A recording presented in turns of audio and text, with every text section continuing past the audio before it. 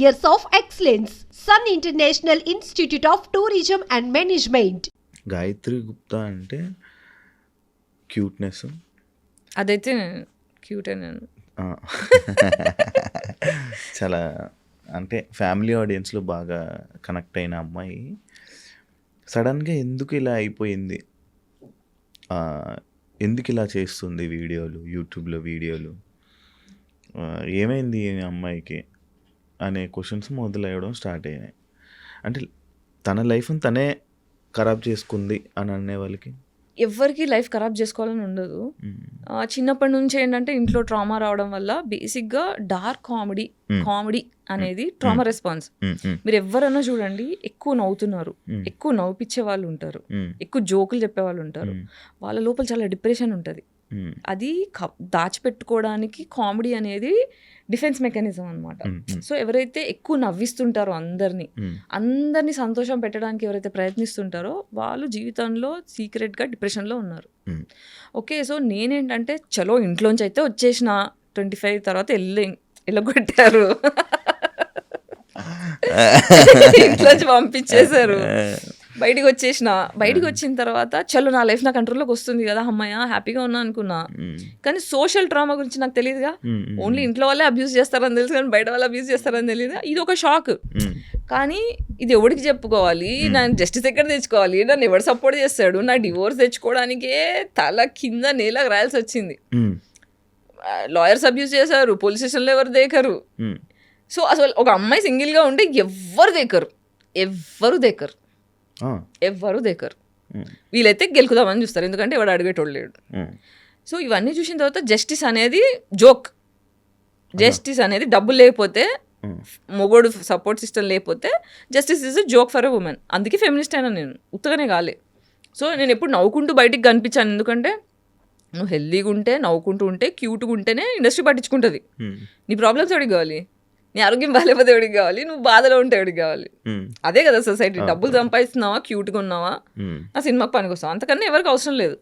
కాబట్టి నా బాధను ఎప్పుడు దాచుకొని ఉంచా. అది ఎంత దాచుకున్నా అంటే స్పైన్ వంకరయ్యి అతుక్కునేదాకా ఎఫెక్ట్ అయింది. అంటే నాకు 2 years బ్యాక్ తెలిసింది. అంటే ఓన్లీ పెయిన్ కిల్లర్స్ ఇస్తున్నారు డాక్టర్స్, మొత్తం ఎప్పుడు 15 ఏళ్ళ నుంచి పెయిన్ కిల్లర్స్, ఫిజియోథెరపీ ఇవే నడుస్తుంది. కానీ యాక్చువల్ రీజన్, రూట్ కాజ్ ఏంటి, అసలు ఎందుకు వస్తుంది నాకు.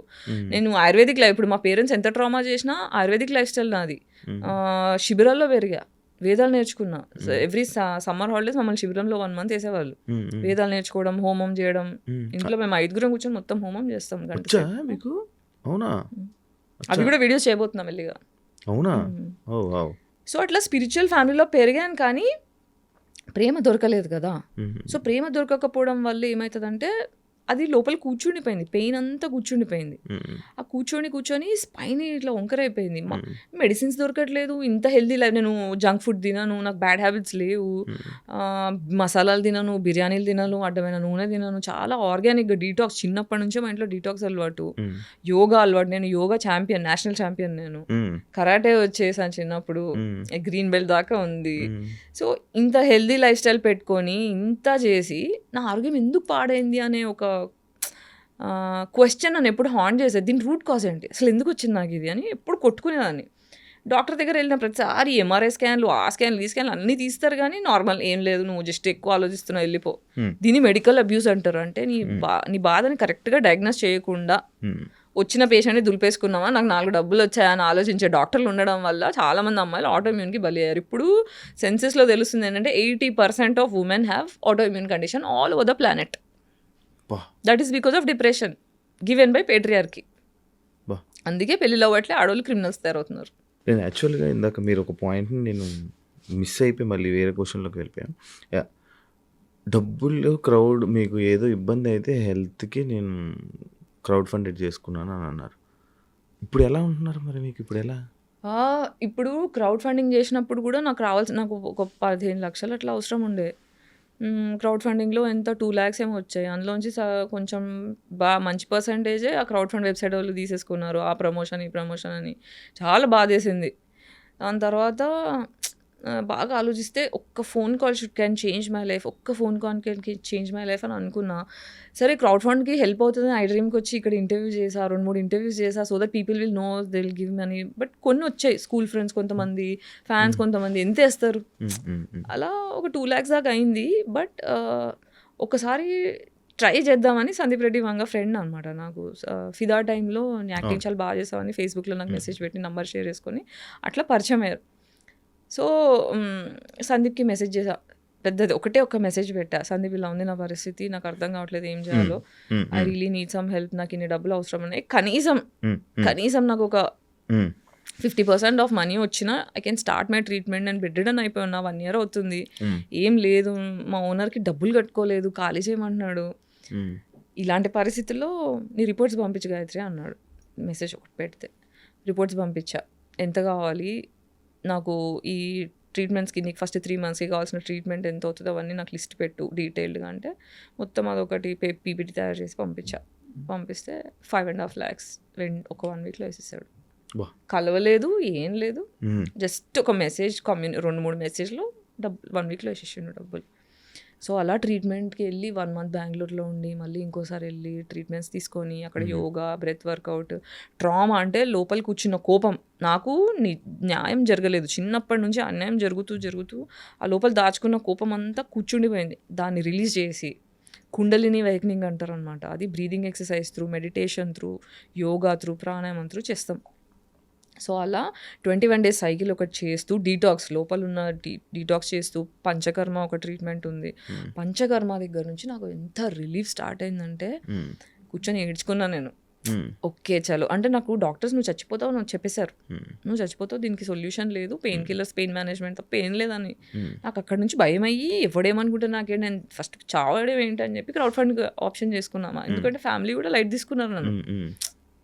తీసేసుకునేసరికి ఇంకా ఆప్షన్ లేదన్నట్టు అది చేసుకున్నా. సో అమ్మయ్య నేను చచ్చిపోను, I can live, now I know how to heal myself. నా హీలింగ్ నేను అర్థం చేసుకున్నా. ఫస్ట్ ఇది ట్రామా వల్ల వచ్చింది, ఆ ట్రామా రిలీజ్ చేసుకొని ఫర్దర్గా ట్రామా ఇయ్యని మనుషులతో మాత్రమే స్నేహం చేయాలి, ట్రామా ఇచ్చేవాళ్ళు వద్దు అని డిసైడ్ అయితే 90% నా సర్కిల్ మొత్తం కట్ అయిపోయింది. ఇప్పుడు నా జీవితంలో 4 మిగిలారు. అంటే నాకు అర్థమైంది ఏంటంటే ఒక మనిషి అవసరం కొద్దీ నేనున్నాను కానీ నా అవసరం కొద్దీ ఎవరు లేరు నా జీవితంలో. అందరికీ నేను అమ్మనైపోయా ఎమోషనల్లీ, అందరికీ ఇస్తున్నా ఆమె గివర్. ఎందుకంటే ఇంట్లో నాకు ఇవ్వడం జరగలేదు. సో ఇవ్వకపోతే ఒక చైల్డ్ ఎంత సఫర్ అవుతుంది, ఇలా ఎవ్వరు సఫర్ అవ్వకూడదనే ఒక కసి కొద్దీ నాకు జరిగింది ఇంకెవరికి జరగకూడదని, ఎవరైనా బాధలో ఉంటే వాళ్ళని తీసుకొచ్చి ఇంట్లో పెట్టుకొని వాళ్ళకి హెల్ప్ చేసి అందరినీ ప్రేమ చేసి అందరిని చూసుకొని అలసిపోయా. ఇప్పుడు ఈ లాస్ట్ కుండలిని అవేక్నింగ్ అయిన తర్వాత, ట్రీట్మెంట్స్ అయిన తర్వాత కొంచెం స్పిరిచువల్ జర్నీ స్టార్ట్ అయింది. నాకు దేవుడు పరిచయం అయ్యాడు. 10 ఏళ్ళుగా గట్టిగా ఏథిజం అని మాట్లాడా, నాకు I got introduce to God, I found God. So అట్లా ఐ స్టార్టెడ్ హీలింగ్. అంటే దేవుడు పరిచయం అవడం అంటే మనకి బేసిక్గా ఏమవుతుందంటే ఇక్కడ పీనల్ గ్లాండ్ అని ఒక గ్లాండ్ ఉంటుంది తల్లో. ఆ పీనల్ గ్లాండ్ ఎప్పుడు మనం తినే ఆర్టిఫిషియల్ ఫుడ్ వల్ల ఫ్లోరిన్ పేస్ట్లు, క్లోరిన్ వాటర్, స్విమ్మింగ్ పూల్లో ఉండేవి, స్నానం చేసే నీళ్ళు, ఇలా రకరకాల విధాలుగా పీనల్ గ్లాండ్ మొత్తం క్యాల్సిఫికేషన్ వచ్చేస్తుంది. అంటే మీరు ఇప్పుడు for example water heater rod నీళ్ళలో పెడితే ఇట్లా తెల్ల పొరలా వస్తుంది, అలా మన పీనల్ గ్లాండ్ చుట్టూ క్యాల్సిఫికేషన్ అయిపోతుంది. దానివల్ల మన స్పిరిచువల్ కనెక్షన్ కట్ అయిపోతుంది. అవునా? సో ఈ కుండలిని అవేక్నింగ్లో ఏం చేస్తారంటే పీనల్ గ్లాండ్ని డీకాల్సిఫై చేస్తారు. అంటే క్యాల్సిఫికేషన్ని తీసేసే ప్రాసెస్లు ఉంటాయి ఆయుర్వేదాలు. దానివల్ల స్పిరిచువల్ కనెక్షన్ స్టార్ట్ అయ్యి you will start understanding the concept of God, you will understand what is universe, అసలు మనం ఎందుకు పుట్టామో, మన పర్పస్ ఏంటి, యాజ్ అ సోల్ మనం ఏంటి, మన బాధ్యతలు ఏంటి, మనం చేయాల్సినవి ఏంటి, ఇవన్నీ అర్థం అవడం స్టార్ట్ అవుతాయి. సందీప్ రెడ్డి వంగ గారు మీకు అంత క్లోజ్, ఆయన ప్రాజెక్ట్స్లో మీకు ఆఫర్స్ రాకపోవడానికి రీజన్ ఏమైనా ఉందా? అది నాకు తెలియదు. అంతవరకే. అంటే ఎప్పుడో ఒకసారి రిప్లై చేస్తాడు ప్రాజెక్ట్స్కి. ఎప్పుడు మధ్యలో ఒక ప్రాజెక్ట్ వేరే వాళ్ళ ఫ్రెండ్తో ఇప్పించాడు, Gayatri you should do this project అని చెప్పి నన్ను రెఫర్ చేశాడు. కానీ నాకు ఆ డైరెక్టర్ నచ్చలేదు. నచ్చకపోవడం అంటే యాంగర్ ఇష్యూస్ ఉండే ఆ డైరెక్టర్కి. సో రిహార్సల్ సెషన్లో అంటే ఏదన్నా అటు ఇటు అయితే చాలా రూడ్గా బిహేవ్ చేసేవాడు. నాకేమో సెల్ఫ్ రెస్పెక్ట్ మనిషి, నాకు రెస్పెక్ట్ లేకపోతే కష్టం. ఒకసారి చూసా, రెండుసార్లు చూసా, మూడోసారి అడ్వాన్స్ రిటర్న్ ఇచ్చేసి నన్ను క్షమించండి, మీకంటే నాకన్నా ప్రాజెక్ట్ పెద్దది, ఈ ప్రాజెక్ట్లో నేను ఉంటే నేను న్యాయం చేయలేను, మీ మీద రెస్పెక్ట్ ఉంది కానీ నేను ఇందులో ఫిట్ అవ్వను అని చెప్పి పద్ధతిగా చెప్పి వచ్చేసా బయటికి. నాకు మీ నోస్ పిన్ ఎందుకు పెట్టుకున్నది?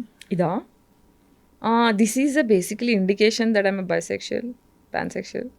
అవునా? నాకు స్ట్రైట్ కాదు అనే దానికి ఇది. నాకు తెలియదు అసలు ఇప్పుడు దాకా, నాకు ఇవన్నీ ఏం తెలియవు. అవునా? ఓకే. అంటే మేజర్లీ ఇప్పుడు స్పెక్ట్రమ్ చైల్డ్ అని చెప్పడానికి, ఓకే, సెక్షువాలిటీతో సంబంధం లేదు, I belong to queer community, I mean neuro divergent అని చెప్పడానికి ఇది ఒకటి. అవునా? ఎంతమంది అమ్మాయిలతో కలిసి ఉంటారు మీరు ఇప్పటిదాకా? యాక్చువల్లీ అమ్మాయిల దగ్గరికి వెళ్ళి ఏం అడుగుతారు? ఏం చేయలేదు నేను ఇప్పటిదాకా. అదే కదా 40 yearsకి వచ్చిన తర్వాత బయట చెప్పా కి ఆమె పాన్సెక్షువల్. నేను ఇది ధైర్యంగా చెప్పగలుగుతాను, నాకు నేను ధైర్యం తెచ్చుకొని బయట మాట్లాడడానికి నాకు 40 ఏళ్ళు పట్టింది. ఇప్పుడు నాకేంటంటే జస్ట్ బికాజ్ ఐఎమ్ బైసెక్షువల్ అమ్మాయి దొరికిందా చేసా అలా కాదు.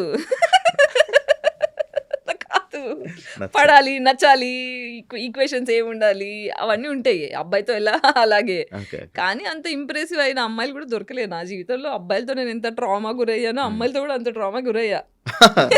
కాబట్టి నన్ను అంటే నేను తొందరగా ఇంప్రెస్ అవ్వలేను, అట్లా కష్టపడాలి. ఇష్టమైన అబ్బాయిలు అంటే లవ్ చేస్తారు నార్మల్గా. బేసిక్ ఇప్పుడున్న జనరేషన్ లవ్ అంటే కలవడం కోసమే. ఎలా కలవడం అంటే ఫిజికల్గా కలవడం కోసమే. అదే నేను ఎప్పుడు చేయలేదా? వచ్చినాను. అయితే నార్మల్గా లవ్ అని అంటే సెక్స్ కోసం లేకపోతే దాని కలుస్తూ ఉంటారు. ఇప్పుడు సంభోగం. ఇప్పుడు మ్యాక్స్ లవ్ అంతా ఇలాగే ఉండడానికి రీజన్ ఏమైనా ఉందనుకుంటున్నా? Trauma response. Hypersexuality is trauma response. చెప్తా దానికి ఎలాగో ఎక్స్ప్లెనేషన్ ఇస్తా. బాడీకి జనరల్గా మనం సేఫ్ అని ఫీల్ అవ్వడానికి డైలీ 8 నుంచి 12 హగ్స్ కావాలి. అది కూడా ఏంటి, నిమిషం పాటు కనీసం 20 సెకండ్లు మనం పట్టుకొని సెక్స్ ఉద్దేశం లేకుండా, ప్లటానిక్ అంటే నాకు సెక్స్ ఉద్దేశం లేదు, నువ్వు సేఫ్ అని ఫీలింగ్ ఇవ్వడానికి అమ్మనో నాన్ననో అక్కనో చెల్లినో ఉద్దేశం లేకుండా, ఆ ఉద్దేశం లేకుండా మనల్ని పట్టుకునే 8 నుంచి 12 హగ్స్ కావాలి. అప్పుడు మన బాడీ సేఫ్టీ అని ఫీల్ అవుతుంది. ఓకే, నువ్వు సేఫ్గా ఉన్నావు సొసైటీలో అని ఫీల్ అవుతుంది. మనము పాతకాలంలో చూస్తే మనకి జాయింట్ ఫ్యామిలీలు ఉండేవి. అమ్మ వాళ్ళలోనో తాతయ్య వాళ్ళలోనో అమ్మమ్మనో పట్టుకోవడమో ఇవన్నీ మనకి ఫిజికల్ టచెస్ దొరికేవి. కాబట్టి కొంచెం ప్రశాంతంగా ఉన్నారు. ఇప్పుడు ఏంటంటే పరిగెత్తు. ఇప్పుడు మనము రోబోట్లా పరిగెట్టే మనుషులం కాదు, చిల్లవడానికి పుట్టాం. ఇప్పుడు ప్రపంచంలో మనుషులు తప్ప ఏ జంతువులన్నా తీసుకోండి, అన్ని జంతువులు కూడా ఆకలి అయినప్పుడు వేటాడుతాయి, మిగతా టైంలో చిల్లవుతాయి. మనం మాత్రమే పరిగెడుతున్నాం. సో ఈ పరిగెత్తడం వల్ల ఏమవుతుందంటే మన లోపల అడ్రినల్ రష్, కార్టిజాల్, ఈ 2 నెగిటివ్ హార్మోన్స్ పెరుగుతాయి. పెరిగినప్పుడు ఏమవుతుంది, మన గుండె ఒక స్పీడ్లో కొట్టుకోవాల్సింది, అయ్యా నేనేం పని చేయట్లే, నేను డబ్బులు సంపాదించట్లే, నాకు ప్రేమ దొరకట్లే, ఇది మనకు తెలియకుండా సబ్ కాన్షియస్ బ్రెయిన్ బాడీ యాంగ్జైటీలోకి వెళ్ళిపోతుంది.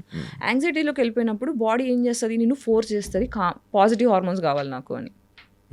పాజిటివ్ హార్మోన్స్ కావాలంటే ఆర్గాజం కాగానే ఏమవుతుంది, ఆహా అనిపిస్తుంది. So that is a dopamine hit. So నీకు చేసిన ప్రతిసారి you are feeling better and you are getting physical touch.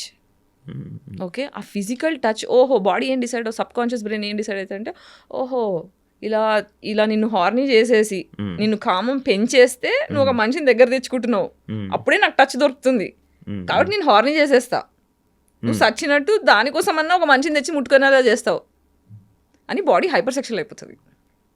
ఇన్నున్నాయా? ఇన్నున్నాయమ్మా ఇది.